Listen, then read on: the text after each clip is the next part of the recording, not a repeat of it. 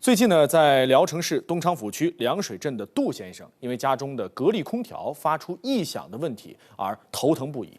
那这维修人员上门检修了7次之后，这个问题仍然没有得到解决。那么这个异响到底是从哪儿发出来的？咱们来看特派员的调查。当时我买空调的时候选择的是格力，我认大品牌，可是呢，这个产生了这个响动以后，格力售后不作为。我才是每天晚上睡不好觉。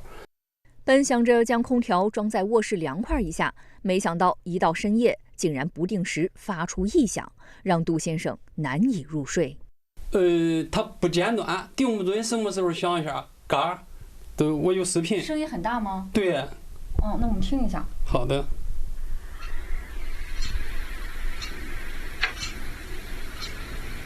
刚才那一下是吗？对呀。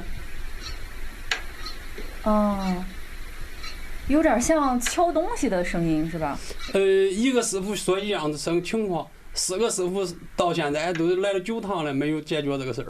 杜先生介绍，2023年4月份，自己在当地的冯氏家电城花费6000多元购买了2台相同型号的冷暖挂机。就在今年的6月份，其中的一台空调内机开始出现异响。为了解决这一问题，杜先生赶紧给售后客服打去了电话。第一次师傅来了师傅是这个修了，他说是这个内机面板的事儿，他维修了面板，还是又出现响动。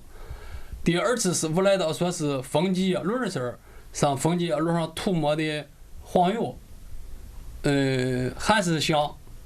第3批师傅来了以后是这个说是那个壳子的事儿，在壳子里边粘的胶条全粘上以后，还是出现还是响。第3批师傅说是这个壳子得从格力厂里生产才能更换这个壳子。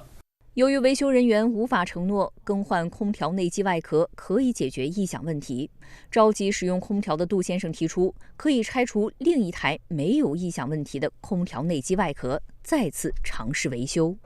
第3批师傅把这个客厅里的挪过来以后，还是响。他说是这一批壳子都不行，得从格力厂里生产。我说生产多长时间了？他说得1个月。牵扯到山东这个今年高温，我说不行，等1个月等不得，我说你得加急。格力厂里没法，又在这陕西调了一个壳子来，还是响。多次维修后仍然没有解决异响问题，这让杜先生失去了耐心。于是他找到了卖家冯氏家电城，希望对方帮助解决。可是对方表示，只有厂家售后才能解决异响问题。我打400那边这个售后电话都是说是正在催促这个事儿，一直拖到今天9月1号了，从6月10几号到现在100多天了。我有诉求都是抓紧妥善的维修。那么杜先生这台空调的内机为何会出现异响问题？特派员拨通了格力空调的售后电话。我想问一下哈，这个空调它反复出现这个异响的问题，而且维修多次了，一直没有修好。咱这边接到售后这边反馈的是到底是什么问题，什么原因造成的呢？它这个工单的话，总部的话，它已经提交到总部正在核实这个异响是不是正常现象。但是总部的话说是已经提交技术部了，还没有给具体回复呢。我们这边也帮他在这反馈的时候尽快联系沟通一下，好吗？您说提交技术部的话，那正常技术部是还会再次上门吗？对。对于格力空调客服人员的答复，杜先生表示无法相信。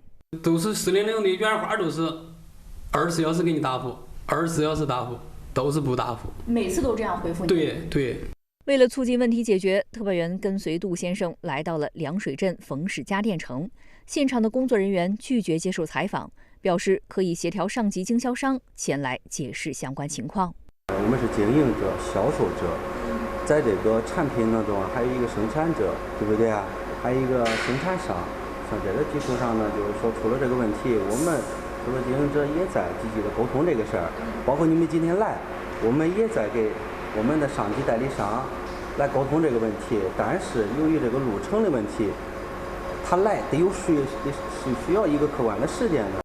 可是等待了1个小时后，特派员并没有等到格力空调的经销商。在多方催促无果后，冯氏家电城的工作人员再次与杜先生就此事进行了协商，最终双方就处理结果达成了一致。